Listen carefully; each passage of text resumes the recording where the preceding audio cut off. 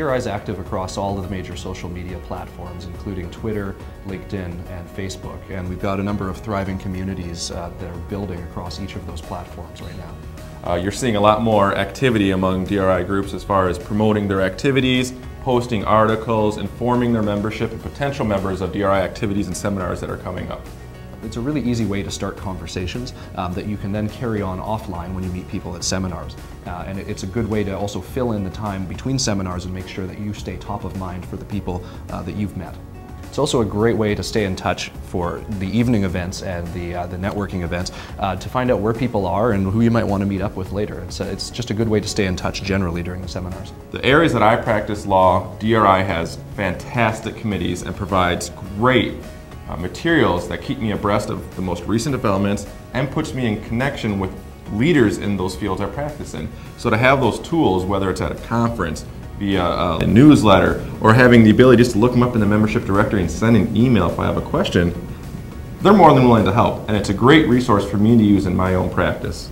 Social media is a great way to enhance experience at DRI CLEs. There is a hashtag that is associated with each of the seminars, and we find that users sometimes, or attendees sometimes, live tweet some of the seminars and can get a dialogue going online while the actual CLE is happening.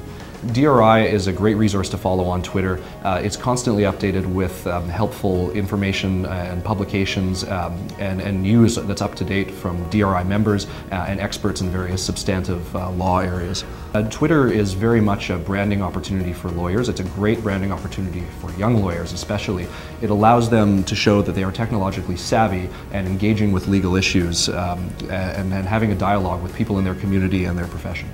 And what's great about Twitter is it has a very much a real-time aspect to it. We're having a Young Lawyers Committee meeting right now, and you're seeing real-time tweets about what's happening, and you're seeing photos being posted of the events, and it's a great way to connect with the DRI community when you're at these type of events. DRI has one of the largest defense-focused LinkedIn groups on LinkedIn. There are over 12,000 members currently. It's a growing and thriving community on LinkedIn. Yeah, and just the sheer size of the group lets you know how active the DRI membership is in keeping abreast of current developments, and I think it underscores the importance of being involved actively in LinkedIn. The group is open to members and non-members, so as well as interacting with current DRI members, it's also a tool to drive membership.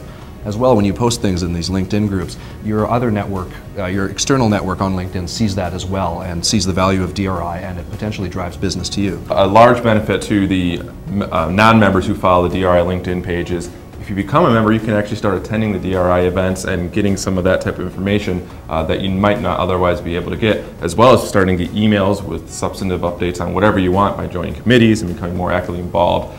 So I think you garner a lot more value by becoming a member and then interacting on the DRI LinkedIn page.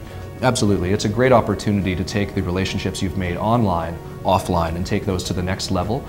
All of these tools are really an aid in your networking efforts, but ultimately you're going to want to meet people and you're going to want to go to seminars, and those two things work together very well.